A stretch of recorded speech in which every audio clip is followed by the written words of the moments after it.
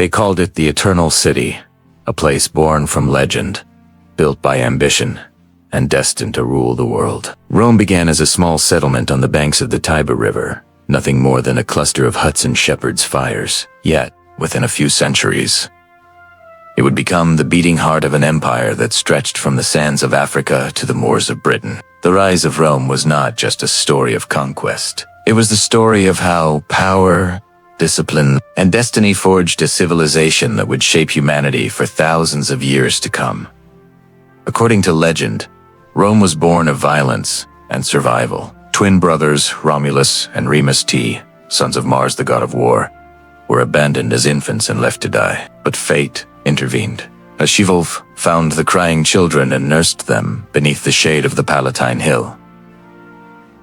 When they grew, they built a city where they had been saved, and in a fit of rage, Romulus killed his brother, naming the city after himself. From its very first breath, Rome's blood ran with conflict and ambition. For centuries, Rome was ruled by kingsmen like Tarquin the Proud, whose arrogance would drive the people to rebellion. In 509 BC, the Romans cast down their monarchy and swore never again to be ruled by one man. In its place, they created the Republic, a system of laws, senates, and citizens. It was an experiment in shared power, a delicate balance between freedom and order. The Romans called it res publica, the public thing, and it became the foundation of their greatness. But the Republic was not built on peace. It was built on struggle between classes, between nations, between ambition and duty. Rome's citizens were farmers and soldiers, men who left their plows to take up the sword when the city called. Their discipline was unmatched. Their loyalty was sacred. To be Roman was to believe that the state was greater than the self. They marched under banners of crimson and gold. Their mottos simple: SPQR Senatus, Populus Romanus, the Senate and people of Rome. Together, they would conquer the world. First came the wars with their neighbors, the Etruscans, the Samnites, the Latins. Each victory hardened Rome, teaching it strategy, engineering, and the value of resilience. Then came the great challenge: Carthage, the empire of the sea.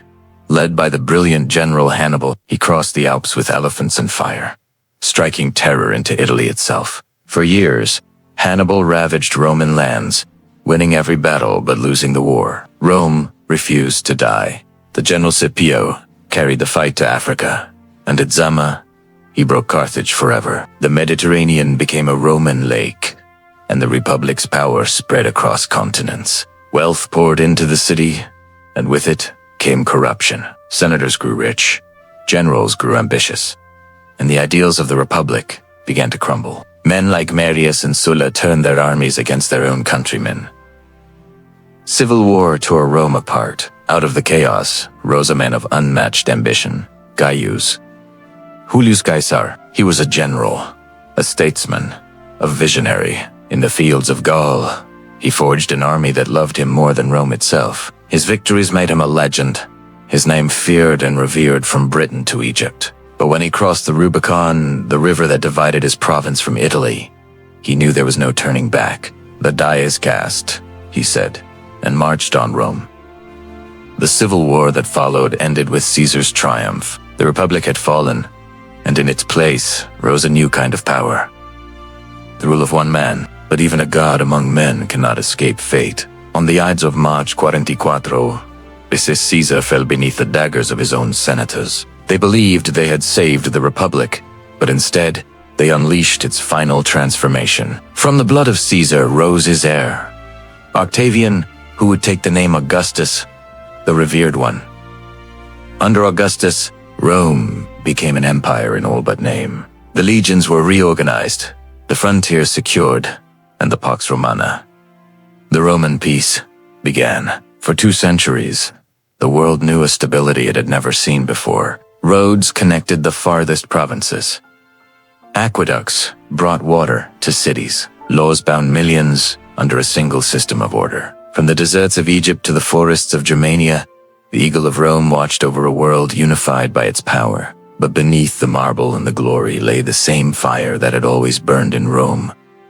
his heart ambition, pride, and the thirst for greatness. Emperors rose and fell, some wise, others cruel.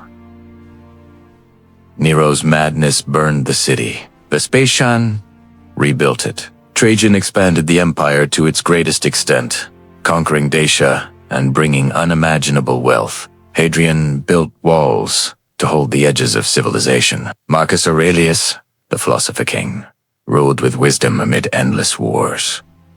Yet even as Rome reached the height of its glory, the cracks of decay began to spread.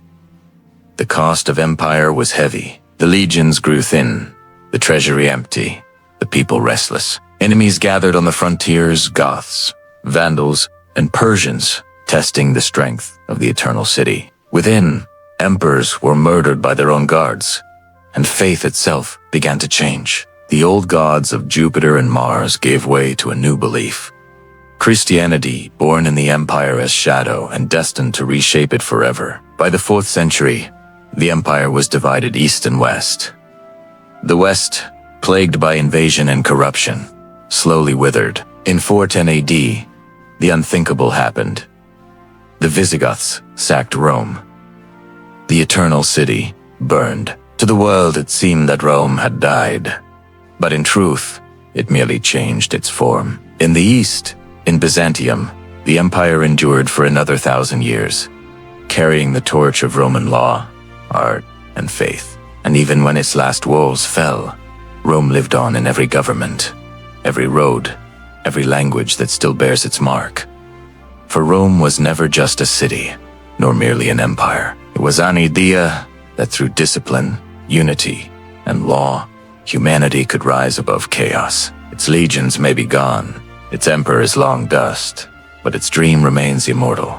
We still build in its image, govern by its principles, and speak in the echoes of its tongue. The city that conquered the world has conquered time itself.